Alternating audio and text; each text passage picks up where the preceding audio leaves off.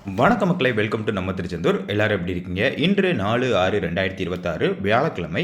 இன்னைக்கு நம்ம திருச்செந்தூர் முருகன் கோவிலில் காலையில் இந்த வீடியோ எடுக்கப்பட்ட நேரம் 8:30 இருந்து 9:15 எடுத்தோம். நம்ம வீடியோ எடுத்த நேரத்தில் இன்னைக்கு நம்ம திருச்செந்தூர் முருகன் கோவிலில் பொது தரிசன வரிசையில் பக்தர்கள் கூட்டம் ரொம்ப பெரிய அளவுக்கு இருக்காங்கன்னு சொல்ல முடியாது. அதிகபட்சமாக பார்த்தீங்கன்னா இன்னைக்கு ஒரு 2 மணி நேரத்துக்குள்ள பொது தரிசன வரிசையில் தரிசனம் பார்த்துடலாம் பக்தர்கள். அதே மாதிரி 100 ரூபாய் கட்டண தரிசன வரிசையிலையும் பக்தர்கள் கூட்டம் பொது தரிசன வரிசையை விட கொஞ்சம் அதிகமாக இருக்காங்க.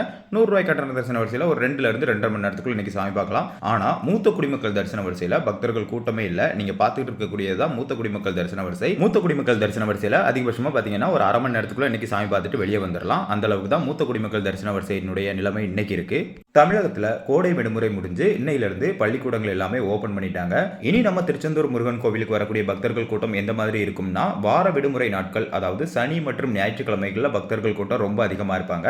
மற்ற நாட்கள்ல வியாழக்கிழமையை தவிர எல்லா நாட்களும் பக்தர்கள் கூட்டம் நார்மலா தான் இருக்கும். அது எந்த அளவுக்குன்னா அதிகபட்சமா பாத்தீங்கன்னா ஒரு 2 இருந்து 2.5 மணி நேரம். ஒருவேளை கூட்டம் இருந்தாலுமே இந்த காலையில நட திறந்ததுல இருந்து மதியம் ஒரு 2 மணி வரைக்கும் அதிகபட்சமா பாத்தீங்கன்னா ஒரு 2.5 இருந்து 3 மணி நேரத்துக்குள்ள சாமி தரிசனம் பார்த்துடலாம். இது நான் வார நாட்களை சொல்றேன். வார இறுதி நாட்கள்ல பக்தர்கள் கூட்டம் அதிகமாக தான் இருப்பாங்க. இன்னையிலிருந்து ஸ்கூல்ஸ் எல்லாமே தமிழகத்துல ஓபன் பண்ணிட்டாங்க. அதே நேரத்தில் பேரண்ட்ஸ் ஆகிய உங்கள் எல்லார்கிட்டையும் ஒரு சின்ன ரெக்வெஸ்ட் வச்சுக்கிறேன். நீங்க உங்க வீட்டு குழந்தைகளுக்கு நிறைய நல்ல விஷயங்களை ஷேர் பண்ணுங்க. அதே மாதிரி உங்க வீட்லயும் குழந்தைகள் முன்னாடி அதிகமா சண்டை போடாதீங்க.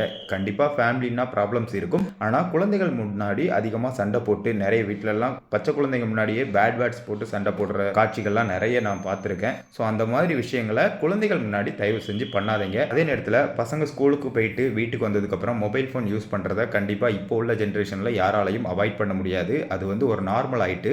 அதே நேரத்தில் அவங்க என்ன யூஸ் பண்றாங்க, எதுக்காக அந்த மொபைல் போனை யூஸ் பண்றாங்க, என்ன மாதிரியான ஆப்ஸ் யூஸ் பண்றாங்க, அந்த ஆப்ஸ் எதுக்காகலாம் யூஸ் ஆகுது அப்படிங்கிறத மறக்காம பெற்றோர்கள் எல்லாருமே தெரிஞ்சு வச்சுக்கோங்க. டெய்லி அதை வாட்ச் பண்ணுங்க. இதுதான் ஒரு பெற்றோர்களுடைய தலையாய கடமை. இன்னும் அட்வைஸ் எல்லாம் பலமா இருக்கு அப்படின்னு நிறைய பேர் நினைக்கலாம். இது அட்வைஸ் கிடையாது. இன்னைக்கு இருக்கக்கூடிய சொசைட்டில சில்ட்ரன்ஸை நம்ம எப்படி பாதுகாக்கணும் அப்படிங்கிறதுக்கு உண்டான ஒரு சின்ன கீவேர்ட். அவ்வளவுதான் மக்களே.